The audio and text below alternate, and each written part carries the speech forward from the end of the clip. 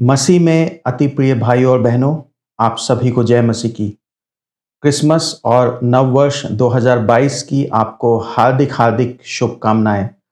इस क्रिसमस के मौके पर जो वचन परमेश्वर ने मेरे हृदय में डाला है, वो वचन मैं आपके साथ बांटना चाहता हूं प्रियो।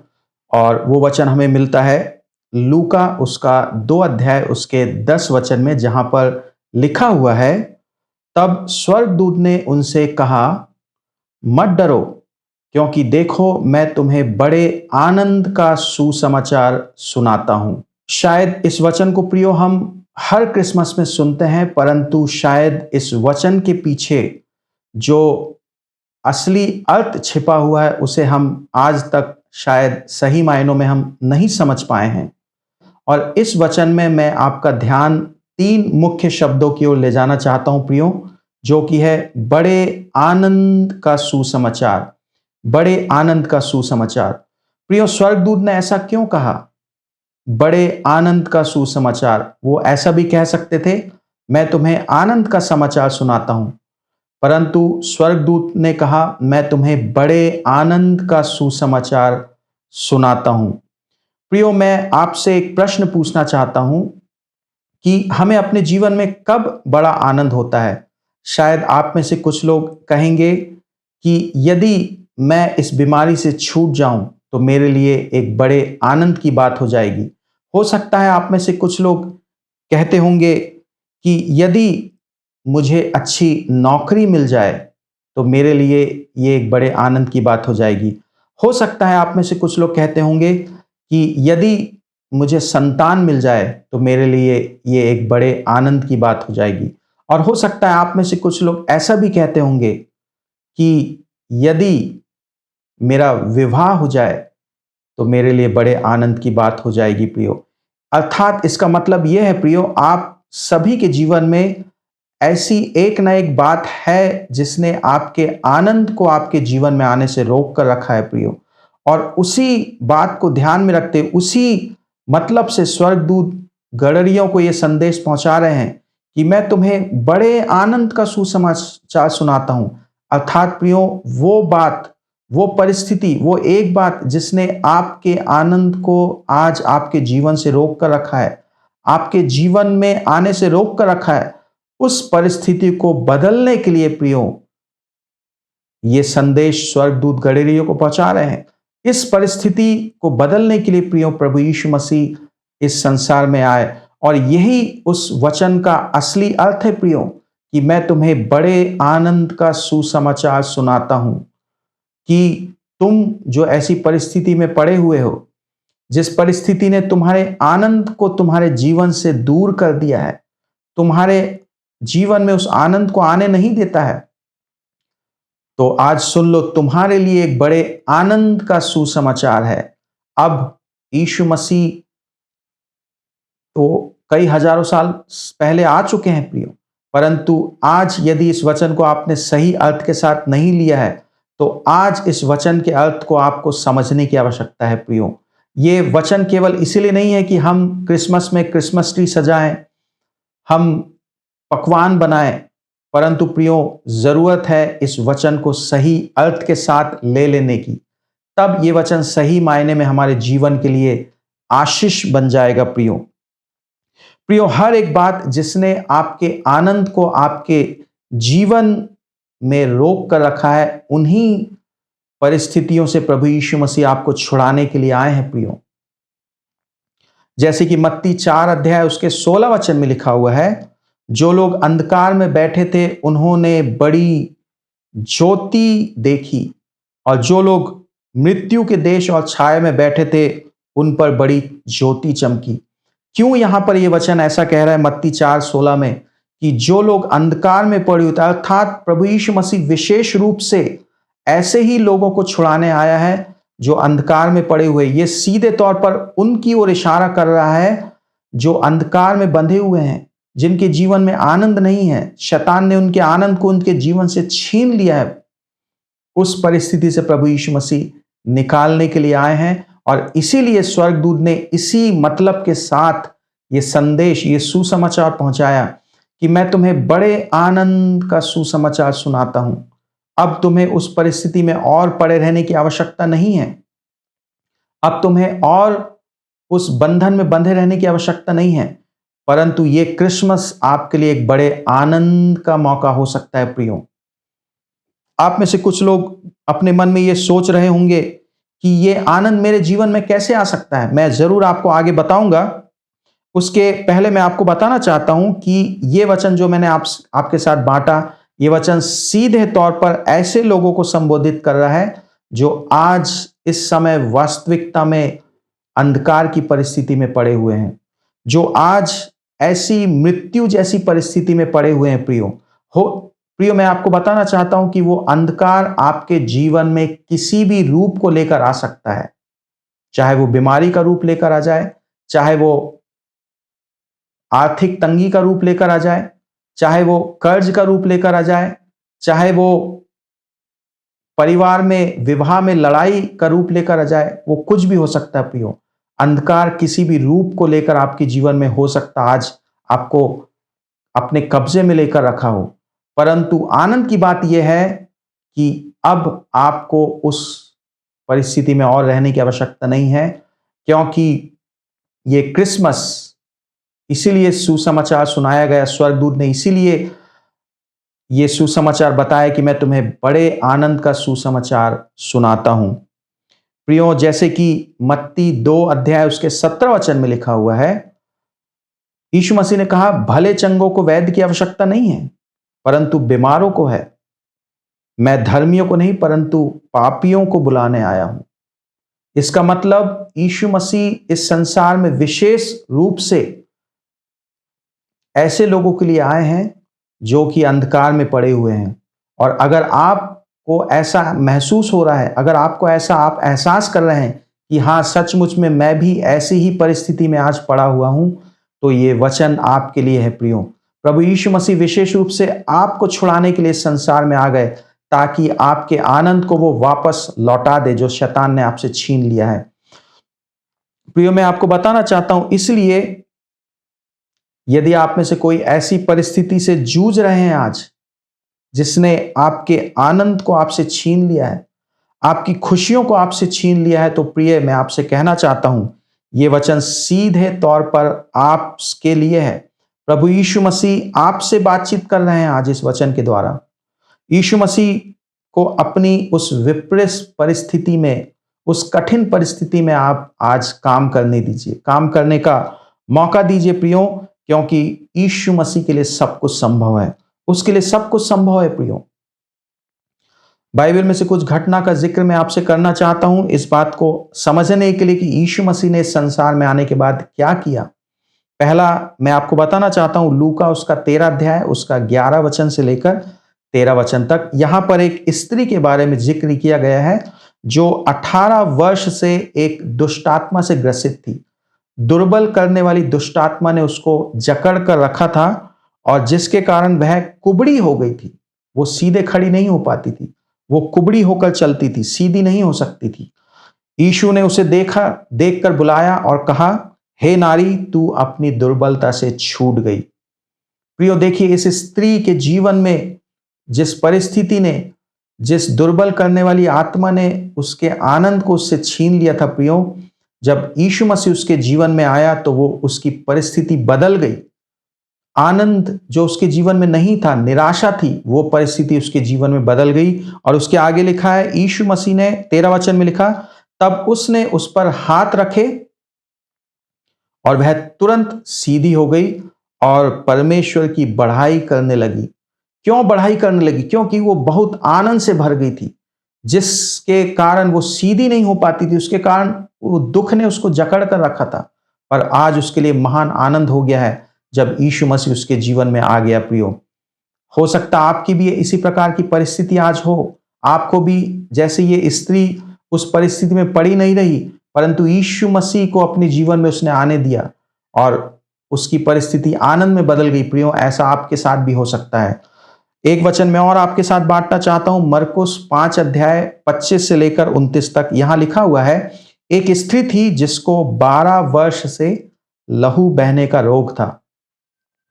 उसने बहुत वैद्यों को से बड़ा दुख उठाया। उसने बहुत डॉक्टरों से अपना इलाज कराया और अपना सब माल, ऐसा लिखा है इस वचन में, सब माल व्यय करने पर भी उसको कुछ लाभ नहीं हुआ और वो और भी रोगी हो गई। उसने बहुत इलाज कराया, अपना सारा पैसा उसका इलाज में खर्च हो गया, परंतु फिर भी उसका रोग ठीक नहीं हुआ प्रियो, और परंतु वो और भी रोगी होती गई।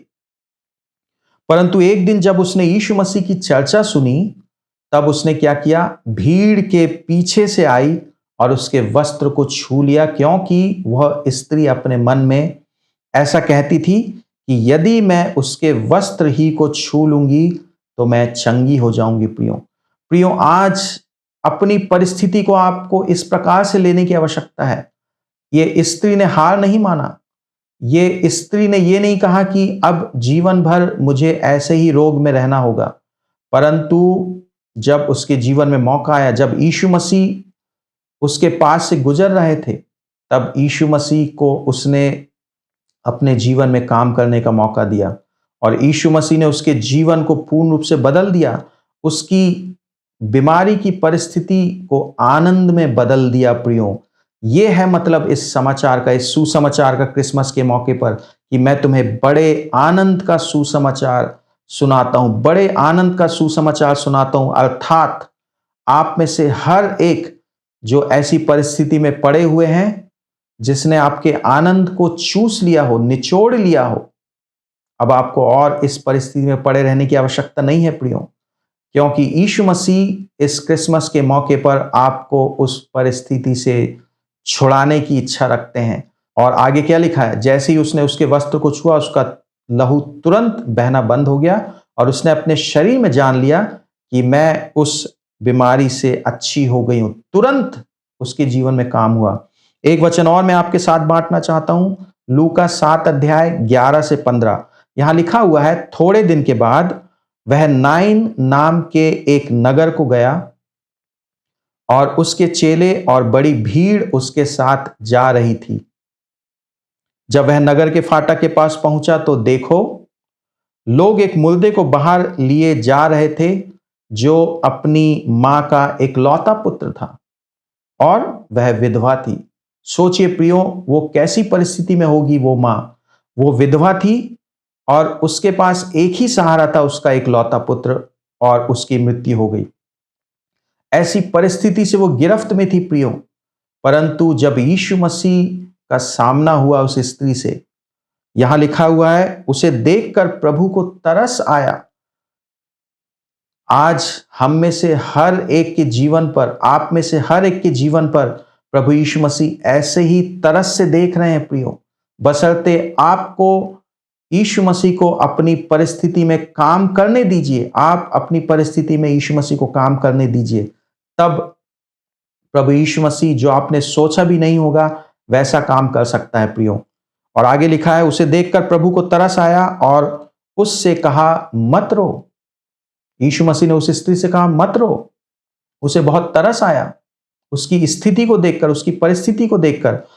और आगे लिखा है, तब उसने पास आकर अर्थी को छुआ, उसके इकलौते पुत्र की अर्थी को, जिसको मरे हुए को वो ले जा रहे थे, अर्थी को छुआ और उठाने वाले ठहर गए। तब उसने कहा, हे जवान, मैं तुझसे कहता हूं, उठ। और आगे लिखा है, तब वह मुर्दा उठ बैठा और बोलने लगा और उसने उसे उसकी मां को सौंप दिया।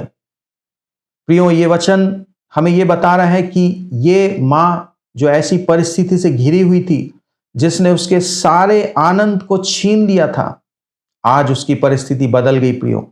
शायद उस मां ने कभी ऐसा सोचा भी नहीं होगा कि ये परिस्थिति मेरे जीवन में तुरंत बदल जाएगी, परंतु जब यीशु मसीह को उसने अपने जीवन में काम करने का मौका दिया, यीशु मसीह को उसने अपने परिस्थिति में काम करने दिया, तो यीशु मसीह ने अद्भुत काम किया प्रियो। उसके आनंद को उसको वापस लौटा दिया। हालेलुया। आपके जीवन में भी प्रभु यीशु मसीह ऐसे काम कर सकता है प्रियो, बशर्ते आप उसे अपनी परिस्थिति में आने दीजिए। ये सारी घटनाएं प्रियो जो हमने अलग अलग वचन के द्वारा देखी, ये सारी घटनाएं हमें मनुष्य के जीवन की उन परिस्थितियों के बारे में बताते हैं जो उनके आनंद को उनसे छीन लेती है। आप में से कईयों की परिस्थिति ऐसी होगी, अलग अलग परिस्थितियों में आप फंसे होंगे जिसके कारण आपका आनंद आपसे छीन लिया है। निराश होने की आवश्यकता नहीं है। यीशु मसीह को अपनी उस परिस्थिति में आने दीजिए। यीशु मसीह को उस परिस्थिति में आने का मौका दीजिए प्रियो।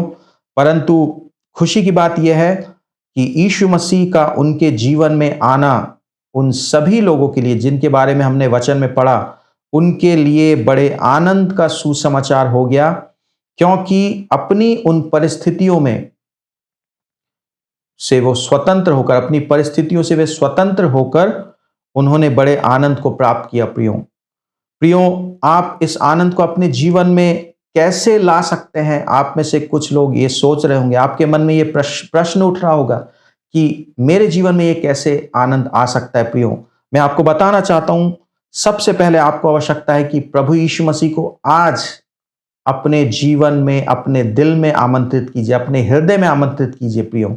और मैं आपसे कहना चाहता हूं, अपने जीवन का पूरा नियंत्रण आप यीशु मसीह के हाथों में सौंप दीजिए, उसे अपने जीवन में काम करने दीजिए। और आप अपने जीवन की परिस्थितियों को आप नियंत्रित करने की कोशिश मत कीजिए। आप अपना दिमाग मत लगाइए, अपनी बुद्धि मत लगाइए, परंतु यीशु मसीह को अपने जीवन की सारी परिस्थितियों का नियंत्रण आप प्रभु यीशु मसीह के हाथ में सौंप दीजिए प्रियो। क्योंकि पहला पत्रस 5 उसके 7 वचन में लिखा हुआ है, अपनी सारी चिंता उस पर डाल दो क्योंकि उसको तुम्हारा ध्यान है। यस, यीशु मसीह आज आपसे कह रहे हैं, पहली बात, आप अपनी परिस्थिति में उसे आने दीजिए। और फिलिपियों 4 उसके 6 और 7 वचन में लिखा हुआ है, किसी भी बात की चिंता मत करो, परंतु हर एक बात में तुम्हारे निवेदन, प्रार्थना और विनती के द्वारा धन्यवाद के साथ परमेश्वर के सम्मुख उपस्थित किए जाए।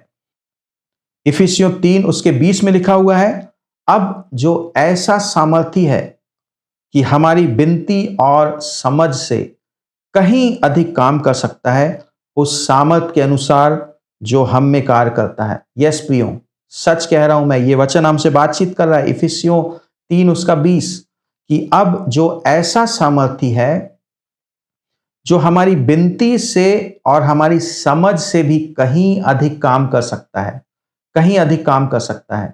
सच में आपकी परिस्थिति कैसी भी क्यों ना हो, आप अपनी परिस्थिति में उसे आने दीजिए प्रियो।